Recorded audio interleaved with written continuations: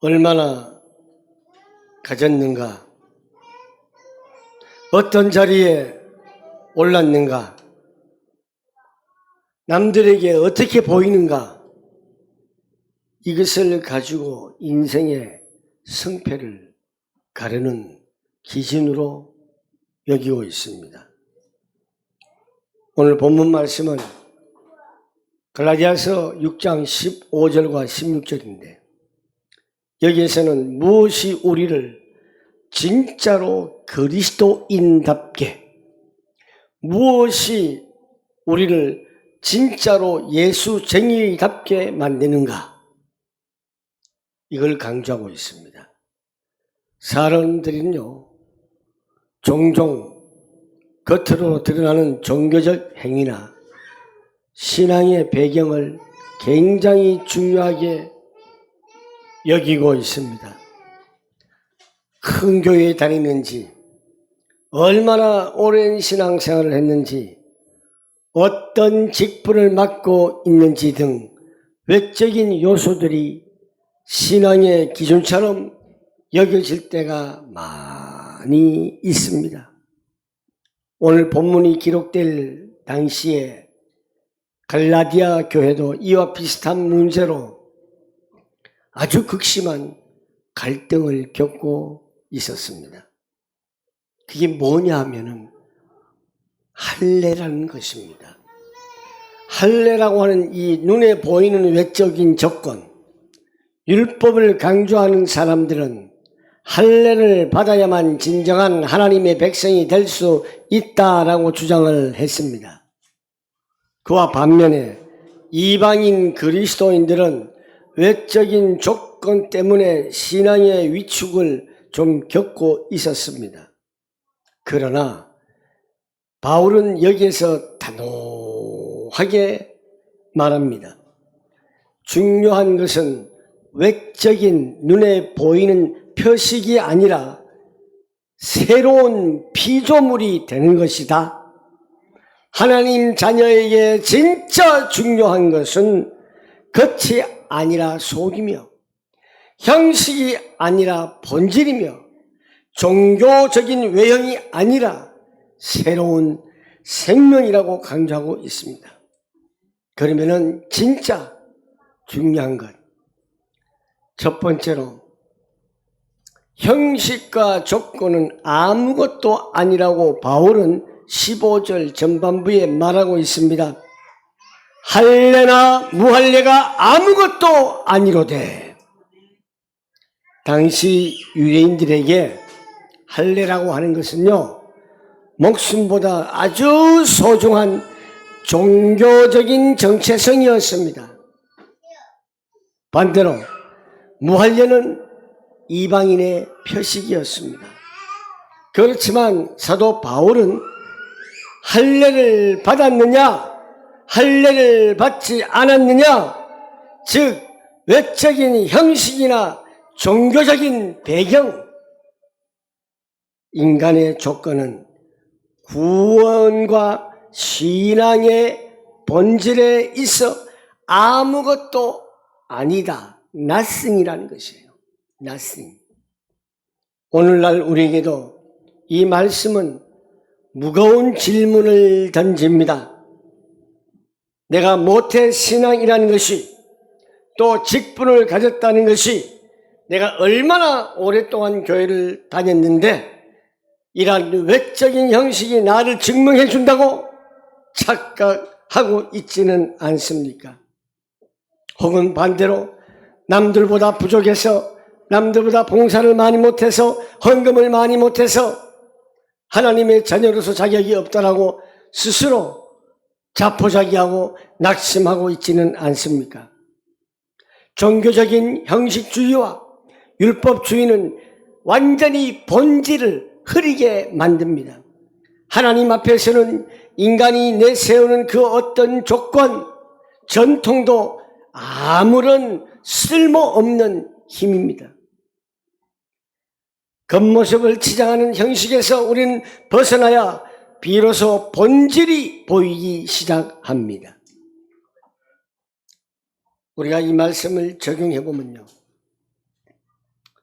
외적인 신앙의 모양보다 내적인 변화를 더 중요하게 봐야 합니다. 근데 사람들은 자꾸만 외적인 것을 보려고 합니다. 예배, 참석, 봉사하는 것, 직분 맡은 것도 중요하지만은 이것이 신앙의 본질이 절대 아닙니다. 하나님은 우리의 마음과 동기에 내면의 변화를 보고 계시고 있다는 것을 잊지 마시기를 바랍니다. 두 번째로 우리에게 진짜 중요한 것, 오직 새로 지으심을 받는 것만이 중요합니다. 15절 후반부에 하나님의 자녀에게 진짜 중요한 것, 정답을 제시합니다. 오직 새로 지으심을 받으라. 여기서 새로 지으심을 받는 것은 헬라어로 카이네크티시스, 이건 영어로 new creation, 즉 새로운 피조물. 여러분들이 잘 알고 있는 성경 구절에 새로운 피조물이 신약 성경 또 한 권 가운데 어디 나오죠? 고린도 후서. 그러면서 신앙 좋다고 큰소리 빵빵 치기만 하지.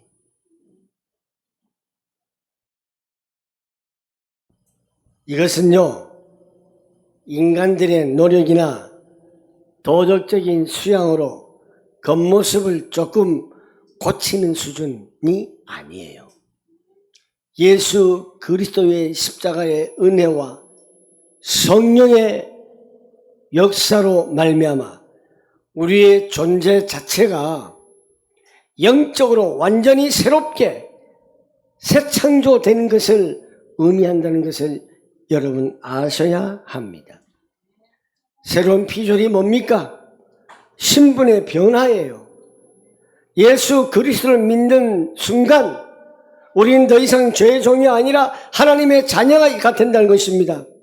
이 변화는 인간의 노력이나 종교적 행위로 얻는 것이 아니라 오직 은혜로 주어지는 신분의 변화입니다. 죄로 인해 죽었던 우리가 예수 안에서 생명으로 옮겨진 것입니다. 또한 새로운 피조물이 무엇입니까? 삶의 방향의 변화입니다.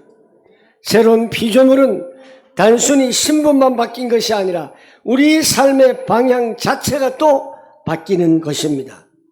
이전에는 내가 나를 위해서 살았다면 이제는 하나님을 위해, 예수를 위해, 복음을 위해, 교회를 위해, 사랑을 위해서 살아갑니다.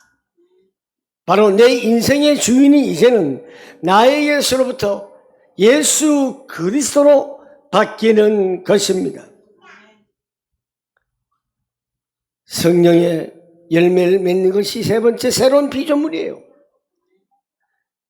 갈라디아서 전체의 흐름은 성령의 열매로 이어집니다. 새로운 피조물은요, 성령의 역사와 인도하심 따라서 성령의 열매가 몇 가지죠? 사랑과 희락과 화평과 오래 참음과 자비와 양선과 충성과 온유와 절제. 이 열매를 맺는 사람이 새로운 피조물입니다. 신앙생활은 외형적으로 겉으로 유대인이라고 하는 옷을 입거나 할례라고 하는 흔적을 새기는 것이 절대 아닙니다. 내 안에 예수의 생명이 꿈틀거리고 성경을 통해서 나의 내면과 인격이 날마다 새로워져야 하는 것입니다. 하나님께서 우리에게 관심을 두는 것은 뭐냐? 우리의 외적인 스펙이 아니에요. 그리스도 안에서 날마다 새로워지는 우리의 존재 그 자체에 관심을 두고 있습니다. 우리가 적용을 해보면요, 성령의 인도하심을 따라 살아가는 삶을 선택하라라는 것입니다. 새로운 피조물은 성령의 열매를 맺는 사람, 오늘 하루도 성령께서 주시는 생각과 마음을 따라 살아가시기 바랍니다. 세 번째로 본질을 붙드는 자에게 임하는 축복이 있습니다. 이것이 평강과 긍휼입니다. 바울은 이 본질, 즉 새로 지으심을 받는 것이란 규례를 따라서 살아가는 자들에게 선포될 축복을 노래하고 있습니다. 세상이 가치관과 외적 조건에 얽매여 살아간 인생에게는 참된 평안이라고는 없습니다. 늘 남들과 비교해야 하고 조건이 흔들릴 때마다 마음도 함께 흔들리기 때문인 것입니다. 여기서 규례라고 하는 것은 율법이 아니라 새로운 피조물로 살아가는 삶의 원리를 말하고 있습니다. 오직 예수 그리스도 안에서 내가 새로운 피조물이 되었다는 정체성을 붙들고 살아가는 자에게는 세상이 줄 수 없는 두 가지 은혜가 임합니다. 새로운 피조물에게 주어지는 그 은혜, 하나님과의 깊은 화평을 말합니다. 외적인 종교적 기준에 매여 살면은 늘 비교하고 늘 불안하고 정죄하게만 됩니다. 그러나 새로운 피조물로 사는 사람은 환경과 조건에 지배받지 않는 하나님이 나를 기뻐하신다라는 이 확신 속에서 평강을 누리는 것입니다. 그리고 새로운 피조물에게 주는 축복, 두 번째, 긍휼입니다. 우리의 연약함에도 불구하고 끊임없이 품어주시는 하나님의 자비하심이 바로 긍휼입니다. 하나님은 새로운 피조물에게 긍휼을 베푸십니다. 실수를 해도 다시 일으켜 세우시고 넘어져도 다시 붙들어서 세워주십니다. 긍휼이라고 하는 것은 하나님의 자녀가 매일매일 누리는 은혜의 공기예요. 공기. 우리가 숨을 쉬려면 공기가 있듯이 우리가 영적으로 은혜의 공기란 바로 하나님의 긍휼입니다. 우리가 본질을 붙들고 믿음의 길을 걸어갈 때에 하나님께서는 우리의 삶을 바로 평강과 긍휼로 채워주신다는 것을 확신하시길 바랍니다. 이 말씀을 적용하면 비교와 종교적인 그 경쟁을 내려놓고 평강을 누려야 합니다. 하나님은 우리를 외적인 기준으로 평가하지 않습니다. 그런데 왜 우리가 하나님도 평가하지 않는데 왜 우리가 자꾸 평가하느냐 이 말이에요. 우리가 그리스도 안에 있는가? 새로운 피조물인가? 이게 보여져야 되는 거예요. 이게 보여져야만이 그 안에서 참된 평강을 누립니다. 아침에 여러분들이 눈을 뜨면은 뭐 하고 있습니까? 여러분 아침에 눈을 뜨면 가장 손에 잡히는 게 뭐예요? 핸드폰. 핸드폰 보고 말씀 읽으면 얼마나 좋을까? 핸드폰 보고 우리가 묵상하면 얼마나 좋을까? 편안하게. 내가 오늘 눈 뜬 의미가 무엇인가? 여러분 잠에서 깨어났을 때, 눈 떴을 때 내가 오늘 또 눈 뜬 의미가 무엇인가 한번 생각해 봤어요? 생각을 해 보셨어요? 안 하잖아요. 기도가 그렇게 어렵습니까? 편안하게 기도하세요.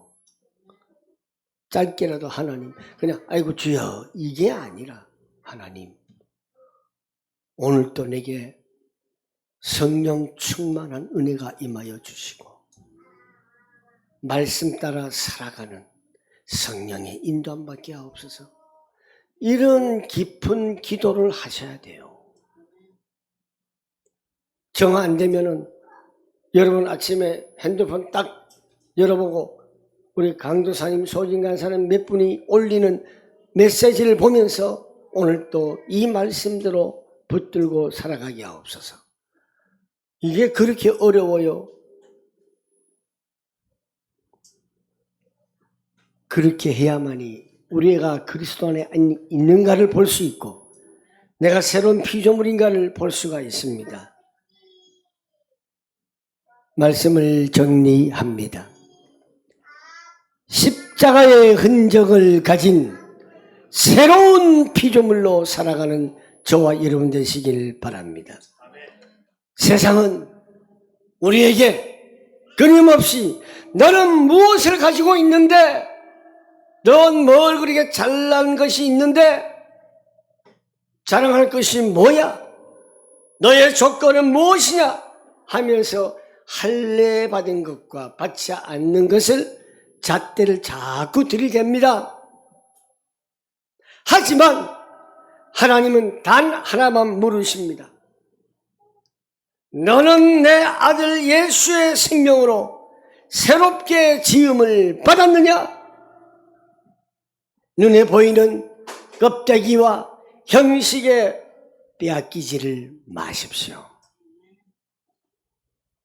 이미 그리스도 안에서 새로운 피조물이 된 자답게 날마다 성령 안에서 우리의 속사람이 새로워지는 삶을 기도하십시오. 외적인 조건이 아닙니다. 내면의 복음의 중심의 변화를 추구를 할 때에 우리의 삶에는 하나님의 평강과 긍휼이 넘쳐나게 될 것입니다. 겉모습이 아니라 새 생명, 새로운 생명, 형식이 아니라 성령의 열매 맺는 삶, 종교적 표식이 아니라 그리스도 안에서의 변화입니다. 오늘도 하나님은 우리에게 말씀하십니다. 너는 새로운 피조물이다. 그러니 그 정체성 안에서 평강과 긍휼을 누리며 살아가라. 이번 한 주간도 세상이 보는 기준을 당당하게 우리는 거부하고 오직 새로 지으심을 받은 자답게 하나님의 자녀의 권세와 기쁨을 누리며 살아가는 한비 선교교회 성도님이 되셔서 최고의 승리를 맛보는 한 주간 되시기를 축복합니다. 기도하겠습니다. 살아계셔서 역사하시는 존귀하신 하나님 아버지, 하나님의 자녀들에게 진짜 중요한 것은 겉모습이 아니라 새로운 생명이며 형식이 아니라 성령의 열매이며 종교적인 표식이 아니라 그리스도 안에서의 변화임을 오늘 말씀하셨습니다. 그러므로 우리는 날마다 시간마다 새로운 피조물로서 그 피조물의 정체성 안에서 평강과 긍휼을 누리며 살아가게 하여 주시옵소서.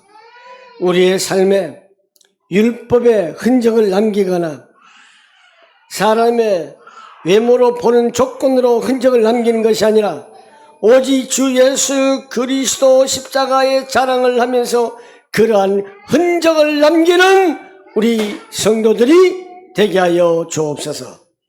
예수님의 거룩하신 이름으로 기도하옵나이다. 아멘.